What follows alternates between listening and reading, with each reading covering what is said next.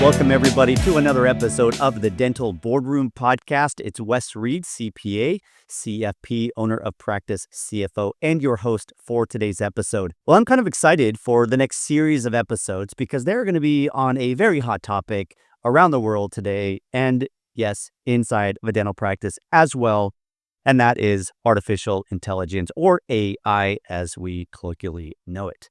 And I have a set of interviews that I'm going to do with owners of various dental AI companies. And I'm going to lay out who they are and why I'm doing the interview. But I think that it's important for all of us to understand what is this thing called AI and how is it going to affect our business. Everybody wants to know, what is AI going to do to my business? Is it going to make me more productive? Is it going to make me more profitable? Is it going to put me out of a job? Is it going to put some of my team out of a job? How do I stay behind the curve? What are the risks? And how do I adopt it and onboard it into my practice in a healthy, productive way? These are all questions that every business, particularly small business owners like you listeners and me, also as a practice owner, a financial and CPA practice owner, I'm asking myself those same questions. And so to help you navigate that thread of thoughts, I'm going to do a series on AI in dentistry.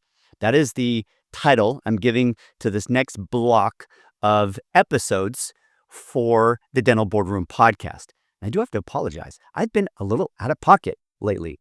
I was traveling for a couple of weeks, and normally I'm trying to deliver 2 podcasts a week, preferably on Tuesday and Thursday.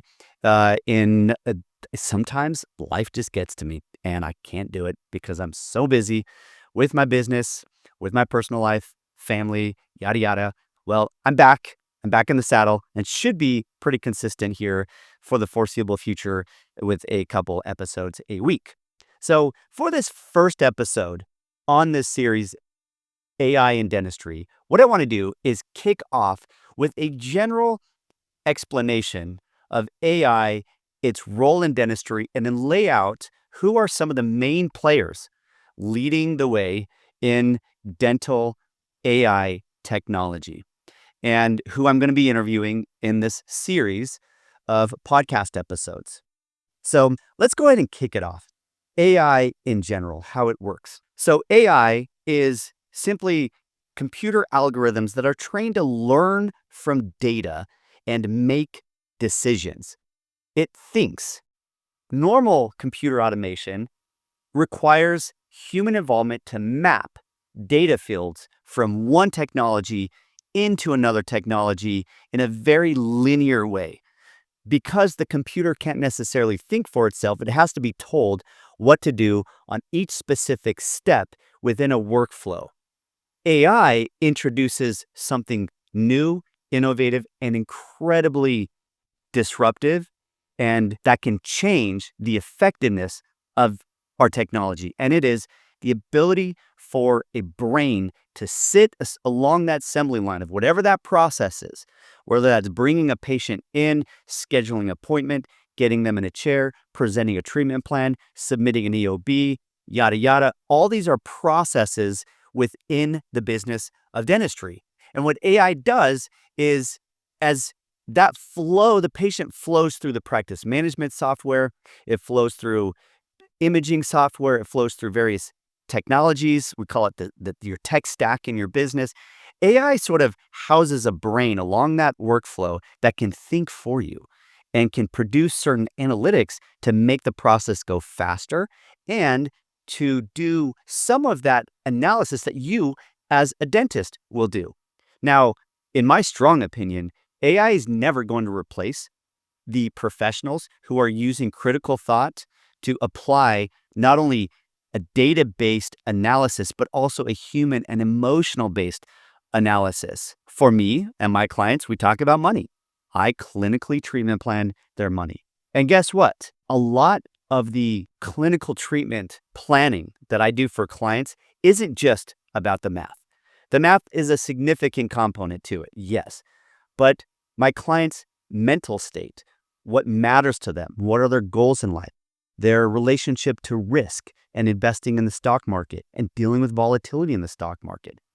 how they handle spending in their life. There's so many elements to it that are non-quantifiable and therefore require a real human analytical thought to take what is the data that comes out of our softwares and apply it in a very unique way to help my client have a positive relationship with their money and to become financially independent sooner in life. So I'm not terribly concerned about AI taking over my job or the job of a dentist. I think the same thing applies there with a dentist. Are you looking to buy or sell a dental practice?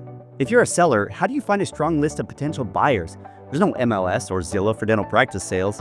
In such a fragmented market, many dentists selling their practice feel discouraged. That's why I built PracticeOrbit.com. PracticeOrbit is modernizing how dental practices are bought and sold. It's a platform technology. Y'all know them: Zillow, Airbnb, Uber, and OpenTable, just to name a few. These technologies do two things. First, they help match buyers and sellers by centralizing the marketplace. Second, once the match between buyer and seller is made, these technologies help them navigate the sale to a successful close. Here are a few of the features inside of Practice Orbit. Users can determine a reasonable sale price for a practice in just minutes. All they need is the most recent business tax return. Practice owners can use the directory to find important service providers like practice brokers, attorneys, accountants, and bankers. Practice owners and their brokers can invite those service providers into the platform, so all parties are coordinating the sale together. Practice owners will have a beautiful digital listing of their practice, like a home on Redfin. And importantly, the listing will be anonymous, and personal information like your address, name, and pictures are only released after an NDA is signed and approved by you or your broker. Practice buyers can create saved searches to be auto-notified when new listings come on the platform that fit their desired specialty and location. And hey, dental practice brokers, you can list all your practices on the site for free. By doing so, you'll get access to Practice Orbit's large pool of buyers, all of whom have created profiles and saved searches to be auto-notified when new listings come for sale. You can use the platform to introduce your listings to a targeted set of buyers. Additionally, and optionally, you can use the platform tools such as a built-in NDA, a customizable LOI, and a workflow tool to navigate the sale from LOI to closing. In fact, you can manage all your listings on the system from listing the practice to NDA to LOI and finally to closing the deal. Create your free account today at www.practiceorbit.com. However, a lot of the behind the scenes workflow, I think, is going to be significantly disrupted by AI. And I believe that if we adopt it early and we adopt it right, that AI can compress timelines in these workflows and costs in order to be more profitable. And yes, I think inevitably some people are going to become less relevant and possibly put out of a job that will require them to retool themselves and pivot into something different. I think those team members who really embrace AI to empower their productivity levels are the ones that are going to benefit from AI. And the ones who are unwilling to explore, discover, and adopt the way that AI is going to make an impact in their specific role, those are the ones who really are at risk of probably not having a job in a couple of years. So I never want to take the humanity out of running a business and your team. Our teams still matter tremendously to us. And even with AI, we couldn't do it without our teams. I think, though, that if we use AI right, we can simply take our team and make us as a collective body of producers, of individuals, of brains, of thinkers, of communicators, and make us more powerful as business owners in affecting more people clinically to have that outcome that we want them to have. In your case, as dentists, to have a better smile, less pain, better oral systemic health. In my case, helping my clients have good financial plans, save in taxes, manage their spending levels, deal with their debt the right way, fund their 401ks, design their 401ks, all that ecosystem of cash flow and financial management. I believe I can do it better if I use AI to give me the tools that I need to empower my time with clients to deliver a more effective service. So, is AI a threat? Potentially. Is it more of a potential enabler? I think so. And I think every dentist, unless you're about to sell and sort of walk away here in the next year or two, every pretty much every dentist should be listening to these podcast episodes, or at least exploring what AI is going to do in their practice. Okay, so that's a little bit about what AI is generally. Many of you are familiar with AI if you are using the AI large language models that are out there. And I'm just going to read a few off to you. The one that's becoming kind of the industry term, almost like Kleenex became the standard for anything you blow your nose with, even though Kleenex was a brand and there were many, many other brands that produced the same product that were not called Kleenex. We still generically call that Kleenex. The one that led the way was Kleenex. Well, in this case, it's really ChatGPT has really led the way. But as you know, all of the big tech companies don't want to be behind the game on this. So you've got Google that has Gemini, Claude, which is I think Claude is with Anthropic. There is Llama. There is Grok, which is the Elon Musk version of it as well. We've heard of DeepSeek, which came out of China and sort of freaked everyone out that they were able to do that so inexpensively, produce another version of an AI chatbot. So let's see. So Claude is with Anthropic. Llama is with Meta. That's it. Llama is with Meta. Llama. Llama is Meta. That, of course, formerly Facebook as well. There's one called Minstrel AI. I'm less familiar with that one. And there will be others that will come out for sure. I've been using ChatGPT for a while, and ChatGPT has essentially replaced my use of Google. Sorry, Google, but ChatGPT gives me access to retrieve information so much faster and so much more precise that it's hard to ever go back to Google, where it gives me a list of a bunch of websites that I then have to go swimming around in to find answers. Well, ChatGPT makes that a lot easier. And there are good things about it and there are harmful things about it. I'm not going to say it's a pure beneficial thing for everybody. When it feeds me data, what happens is I no longer have to scroll through a website where I'm fed up ads. And so it's a bit shaking up the way ads are delivered and advertisers. I recently have had a few new clients find me through ChatGPT, which made me start to think, okay, what am I doing online in my virtual world, in the digital space out there, to make myself found by others? Now, I think a lot of the same things that make you found through social media are probably the same things that make you found on a AI engine. But I don't think it's exactly the same. And I think marketing companies are trying to figure out how to help dentists be found on AI engines. I think they're exploring that right now.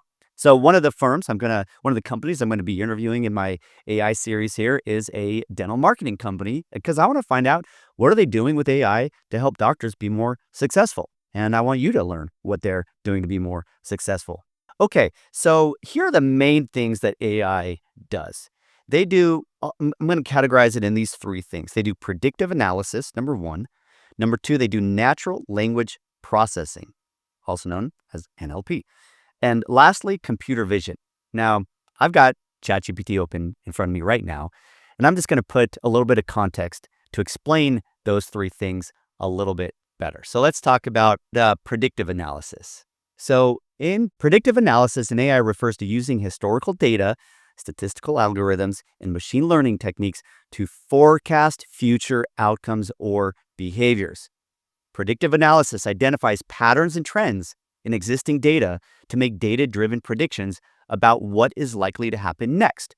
So the core components in predictive analysis is it collects data, and then it does models. It creates these or builds these models to detect patterns and relationships.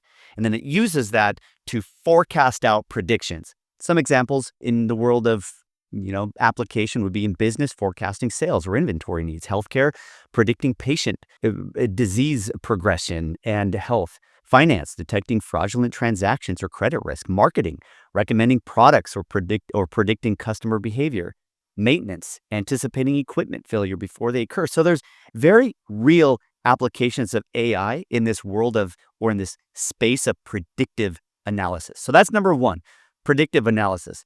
Number two is going to be natural language processing. And this is a field in AI that focuses on enabling computers to understand, interpret, and generate human language in a meaningful way. So it attempts to understand and interpret general human language. So to be specific, text and speech recognition, converting spoken or written language into structured data. Chatbots are very commonly seen now, AI-driven chatbots. Language understanding, analyzing the meaning of words, sentences, and contexts. Language generation, producing coherent human-like text or speech. This is where, let's say Alexa or Siri, the historical Alexa and Siri, although decent, I think Alexa was better than Siri, it wasn't like a human conversation. Well, this natural language processing that AI is creating is where it's going to start to feel a lot more like actual real human conversations. And that is going to be added to, I predict it's going to be added to robots down the road. It's going to be added to a lot of things. And this is where there is risk to some jobs being lost when AI can analyze data so effectively and then communicate it as if it were a human. So that's number 2, natural language processing. In other words, a computer that essentially starts to act like a human being. All right, real world examples are, I think Siri and Alexa are going to this is going to change the game with Siri and Alexa, and there will be other chatbots and virtual assistants, Google Translate, I think email responses and creating language that you use. One of the things that AI will do is it will capture the way you write, to capture the way you speak, and it starts to recognize your patterns, your own language style, and it will replicate that and get better and better and better as it collects more data on the way that you think and deliver your communication. And I think that in time, it's going to take over more and more of email communication and other forms of communication with other people or patients or clients or whatever.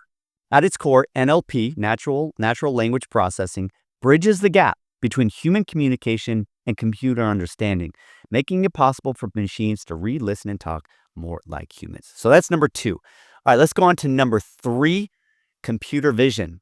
Computer vision in AI is the field that enables machines to see, interpret, and understand visual information.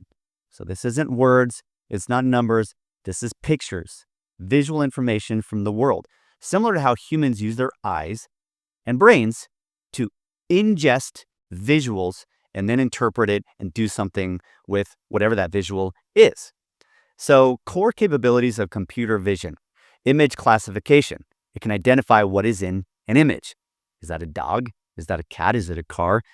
It's getting increasingly better at being able to interpret what's in that image. And think of it this way. These images, they're just a series of numbers. Everything in computers is essentially ones and zeros. There's numbers behind all of this stuff. And images, therefore, are simply patterns. Like a dog has a sequence of numbers behind it that would indicate this is a dog. Now, AI is learning what these sequences of numbers are behind every single image that it's ingesting or bringing in, and it's learning and learning and learning, and it's being fed education and getting better and better and better at image recognition. Object detection, finding and locating objects within an image or video. Image segmentation, dividing an image into parts or regions. Facial recognition, optical character recognition, which is reading or converting text into images. So some common application of computer vision in the field of AI is one big one that Waymo is leading the charge on, and many other companies, including Elon, of course, and Tesla, are trying to use computer vision for their self-driving cars to recognize pedestrians, traffic signs, and lanes. Now, historically, it takes a lot of compute in order to recognize an image, and historically, it's been virtually impossible. But with AI, it's starting to do it better and better and better. Now, in order for it to work, it's got to be instantaneous in order to recognize that there is a 8-year-old child about to step out in the street, not knowing that a car is coming. It needs to be able to recognize these things so fast in order to create protection and be safe. And it's getting better at that. And Tesla and Waymo and others are continually gathering data in from their self-driving cars to become better and better and better at processing everything so fast that it essentially happens real time, if not faster than a human can see it, take it in the mind, in the brain, and respond appropriately. In time, AI will probably do that faster than a human being. Medical imaging, obviously, this is a big one, detecting things like tumors in X-ray machines or MRIs. Security systems, facial recognition and surveillance. These are all common applications of the third element here, computer vision. In manufacturing, quality control using visual inspections. In retail, automated checkout using visual sensors. In essence, computer vision gives AI the ability to process and act on visual data, turning pixels into meaningful decisions or actions. So to summarize again, the three major areas of AI are predictive analysis, natural language processing, and computer vision. Now, these are applied in general business through the following four ways. They are improving the automation of repetitive tasks, the pattern recognition and diagnostics, conversational AI like chatbots, and decision support systems. Now, let's dive into dental. How is AI specifically affecting dental? Well, I'm going to list off 7 ways that AI is affecting dental. Number 1, diagnostics and imaging. AI reads radiographs faster and flags anomalies like caries, abscesses, and bone loss. Improves case acceptance with visual AI-supported evidence. And you're going to see in my interviews with various founders and CEOs of these dental AI companies exactly how their technology is doing just this on diagnostic and imaging and how powerful it's becoming. So that's number 1. Do you ever feel lost in your practice finances? And how about your personal finances? Ever wonder where your hard-earned money goes and why you're not seeing the financial progress you worked so hard for? If so, listen up. As a dental CPA and financial planner, I've created our company, Practice CFO, just for you. With almost 2 decades of experience, Practice CFO integrates great CPA services like accounting and tax with customized financial planning, both business and personal. Think of it this way. Our dental-focused CPA services give us the X-rays we need to clinically plan your global finances and be effective financial planners. It's a highly customized approach we call the CFO model. Historically, having a CFO or chief financial officer was an advantage of large corporations only. But today, Practice CFO gives that same advantage to private dental practice owners. As a client of Practice CFO, you'll be assigned one of our dedicated CFO advisors. You'll receive insightful financial reports each month, have regular financial review meetings, reduce taxes, grow your wealth, and feel more in charge of your numbers. Because we believe that in the competitive landscape of dental practice ownership today, you have to be an effective business owner, not just a capable clinician. Reach out to learn more at www.practicecfo.com. Number 2, treatment planning. AI suggests optimal treatment plans based on historical outcomes and patient-specific data. It's used in ortho for like clear aligners to simulate outcomes, and it can help reduce overtreatment and increase consistency. So that's treatment planning. Number 3, scheduling and front office automation. AI can help with smart scheduling based on appointment types, staff availability, and patient preferences. Again, it's like a mind, it's a brain.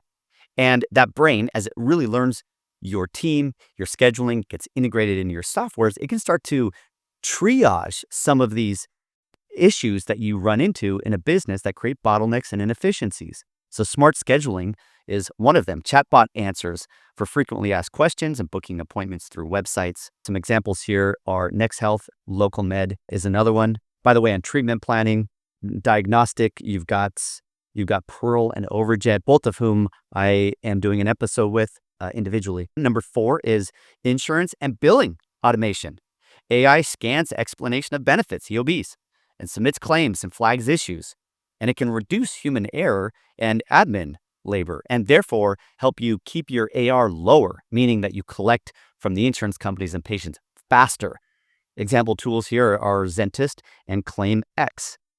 I will be interviewing the founder or a leadership member of Dentist. Patient communication and marketing. This is number 5, specifically how AI is helping dentists own and run a dental practice. Number 5, is patient communication and marketing. So in this area, AI can help do AI-generated follow-ups, reviews, and reactivation emails. It can do predictive analytics to identify dormant patients likely to return with outreach. How impressive is that? Go through all of my historical patient list, especially the ones that are inactive, and find out which ones, based on certain patterns, are more likely to be reactivated through some effort and outreach. And then ChatGPT-based content generation for newsletters and blogs. So patient communication and marketing, that's number 5. Number 6, business intelligence and financial reporting. AI-powered dashboards highlight production trends, no-show risks, and KPI forecasting. For any of you who don't know what KPI is, those are key performance indicators. It's sort of like the things you would see on the dashboard page of any technology, summarizing the key data points and graphs and charts, whatever, for you to really keep your finger on that pulse. Those are KPIs. Also in this area of business intelligence and financial forecasting is that AI can integrate with practice management softwares and accounting platforms. So I'm obviously looking a lot at how AI can be used to generate analysis on financial trends and data. Now, we have plenty of spreadsheets and tools that we use to do our own analytics and predictive analysis. However, AI sure could be a really nice addition to help speed up that process and to even add some new insights. Just like AI, I think, is helping analyze and propose treatment recommendations based on a radiograph. Very, very similar there. So some of the tools here are Jarvis Analytics and Dental Intel. I'm talking with Dental Intel right now about potentially interviewing them to see how they are integrating, if at all, AI into their business intelligence software. That's Dental Intel. Many of you use and know of Dental Intel and Jarvis Analytics. And number 7, how AI is being used in dental offices. Number 7 is staff hiring and HR tools. AI can help screen resumes. There are resume screening bots and AI chat for applicant questions. It can do sentiment analysis from staff surveys to reduce turnover risk, meaning that your employees are leaving. Maybe you have a revolving door in your practice. Why? There are increasing number of AI tools around HR to help you evaluate the health, the culture, the commitment, the devotion of your team. Lastly, AI video interview analyzer, which can be used in hiring as well. I don't see many dentists doing video interviews. I do them all the time, and maybe dentists are doing that, but I think more of these virtual interviewing tools are going to build AI in to do an analysis of that candidate to see how well they would fit into the culture and the style of the practice that you run. All right, so those were the 7 areas where AI is really making inroads and will potentially make more inroads into dentistry. Just to list those off one more time: diagnostics and imaging, number 1.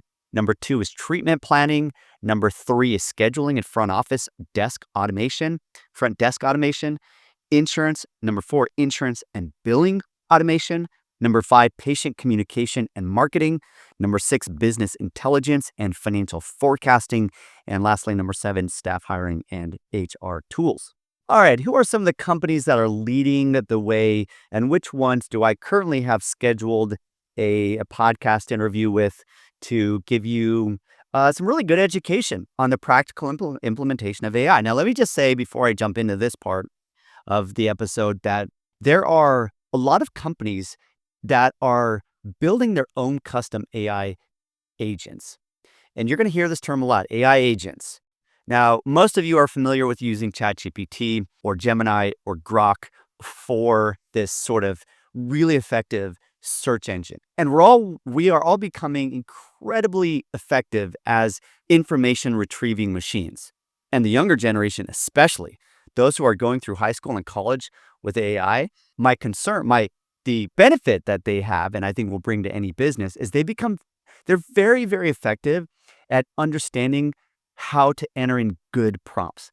Because the result that you get, the data you're looking for, that AI is going to feed up to you, is only going to be as good as your prompt. And a lot of times they call these people prompt engineers, which is really just a fancy way of saying people who know how to ask really good questions to AI.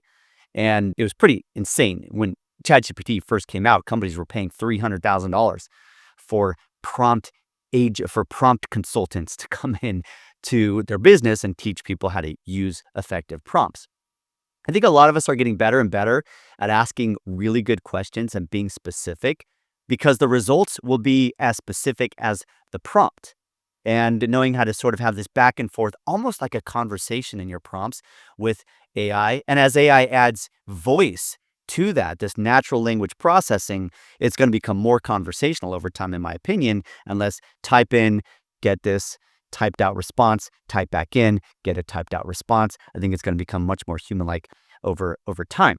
But in business, the thing that is going to be increasingly game-changing isn't necessarily the use of these chatbots and prompt searches. It's going to be these AI agents. And AI agents are built to do a task, not just to go retrieve information. It is to do a task, to automate something, and to think critically in that automation.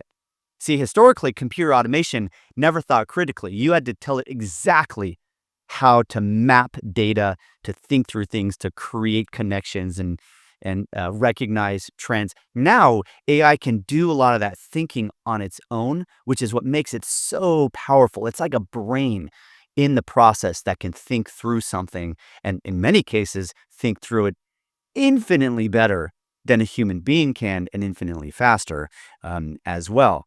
So what you are going to learn more about, I bet, over the next few years is what is called an agentic process. And an agentic process is a process in your business that is run partially or fully by AI agents. And think of the AI agent almost as like an employee.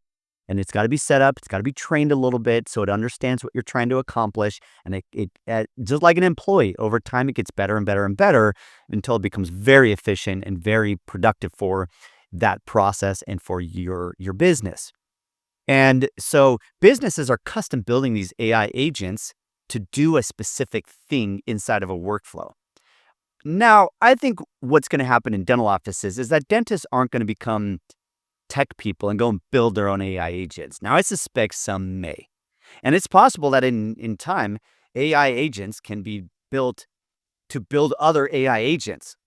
And AI starts to get to this point where it's improving on itself. And this is where the concern is for a lot of people, including Elon Musk, very much early on, was the risk of AI is when it gets to a GI, which is different than AI.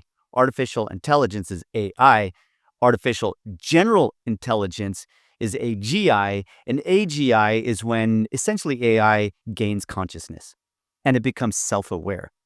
And this is what we see about in many movies like Terminator 2. In fact, I watched that about 6 months ago, and I was highly impressed, actually, with its forecast of essentially AI and AGI and what it was potentially going to do in the world. And who knows if we'll ever get to AGI. There are many, many people who are predicting that we will get to AGI, that AI will become self-aware at some point. And that's where it becomes dangerous because it's so powerful. If AI becomes so self-aware that it can take over computer systems and it can start to build its own, if we build robots with AI in them and it becomes AGI, those robots essentially can start to think for themselves, and they'll be faster, more powerful, yada yada. So that's the scare version. That's the risk to humanity. And I don't mean to go into a philosophical monologue here on the potential risks of AI, but that is the conversation that's being had out there among many people in the AI field. So much so that it's entered its way into Hollywood big time. I mean, look at the new Mission Impossible movie, likely the last one that came out, of course, with our man Tom Cruise in that. What was it? What was the term for the computer inside that was going to take over the world? I can't remember what they called it, but it was essentially a computer that had full self-awareness and self-consciousness, and it was taking over databases, it was taking over networks, and ultimately was controlling the ability to arm nuclear weapons across the country, and it was going to annihilate all of humanity. And Tom Cruise did what Tom Cruise does and saves the world. But that is another example of where the world right now is thinking about AI and the risks of AI. They're very much real risks. All right, I'm going to get off the AGI subject and come back down to here and today AI as its application in a dental office. So here are the companies. Well, let me just make my final comment on that. Sometimes I can go off a little bit of a tangent. Y'all know me. Coming back, what I'm trying to say there is that you can build your own custom AI agents into a process to do very specific things for you. But I think the reality is most small business owners, I think bigger businesses will do some custom building around agentic processes. I think small businesses like dentists and, my business, we're going to look for other companies that develop these technologies and we just get them off the shelf. They get integrated into your practice management software and other technologies, and then it just flows automatically. And your job is simply to adopt it and get your team trained on how to use it effectively. You're not really innovating brand new AI agents and brand new AI use cases of technology. So with that said, here are the companies who are creating these off-the-shelf AI technologies that are pretty much plug and play. Overjet. So these are the ones that I'm going to be interviewing. So Overjet actually did that interview earlier today with Warda Enam, who is a PhD from, I believe it was MIT, undergrad, Harvard. So just an incredible resume, actually. And she started Overjet to help with it's FDA cleared for radiograph analysis and case presentation. It was a wonderful interview that I had with her. I've also done an interview with a company called Foji, F-O-J-I, Foji AI, which does insurance verification, claims handling, scheduling, and automated client communication. So look forward to that interview. Also, a really great interview that I had with the founder of Foji AI. I'm scheduling one with a company called Zentist. And Zentist is really about the revenue cycle management. And that may be a new term and kind of a businessy term for you, dentist. RCM, sometimes we hear it. But revenue cycle management is simply submitting your EOB, submitting your claims, collecting from the insurance companies, collecting from patients, and doing it faster, avoiding errors, fixing errors or denials, and getting them processed so that you collect money faster. That is called your revenue cycle management, RCM. So Zentist is really involved in that, claims and AR. Next Health is another one that I'll be interviewing the owner of. And they deal with appointment scheduling, auto client communications and reminders, patient intake forms, and also insurance verification. And I'll step back and say a lot of these things, some of these companies, these AI companies are focusing on what's happening inside of the operatory. It's really around the clinical, the radiograph analysis, the way that you can present the analysis to a patient in a way that is very impactful and helps them understand it, which should therefore help the importance or increase the perceived importance of that treatment recommendation to the patient and thereby get your treatment acceptance up. So you'll see a lot that are really focused on the inside of the operatory, and then you'll see a lot that are around the practice management, i.e. outside of the operatory. That may be involved in marketing, answering phone calls, chatbots, scheduling, and then of course after the treatment, how do you collect as well? But insurance verification is a big one beforehand, and a lot of these companies are really getting involved in the insurance verification piece of this. Another one that I did an interview with was Overjet. Did I mention Overjet? I think I just did. Overjet is Warda Enam, the PhD I just mentioned, and that was on the radiograph analysis. On to another one, a very similar company. I'm eager to learn the difference between Overjet and this company, but it's called Pearl AI, and Pearl also does radiograph analysis, and they have something that they've kind of have a registered trademark called Second Opinion, which is essentially the AI is giving a second opinion on the analysis of that radiograph for a treatment presentation or a treatment plan.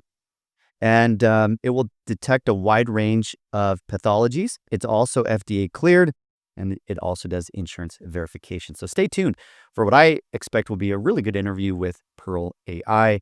And then on the marketing front, I'm going to be interviewing somebody from a marketing company called My Social Practice as well. They have claimed to be using some AI in their marketing techniques. And I may have others. I'm potentially going to interview somebody from Toothy AI as well, which is an up and coming AI company. And let me see if there's any other ones on here. Dental monitoring one. Oh yeah. Also Yapi, YAPI, which is AI enhanced automation for patient communication and forms. I am lining up an interview on that one as well. So I'm hoping this series of 7, 8, 9 AI podcast episodes, which I'm going to do these all in a row, will be valuable for you to understand what is happening in this confusing world of AI and how does it relate to your business as a dental practice owner. One thing I will say as I end here is that new dentists in dental school are learning to do clinical analysis, to do their work as a dentist with AI already embedded into the tools that they are using. So they aren't learning how to adopt it. It is embedded in the original learning process for dentists in dental school. So when they come out of dental school, they're going to have a really, really nice advantage in some ways in using these AI tools, because to them, it's going to feel very, very natural.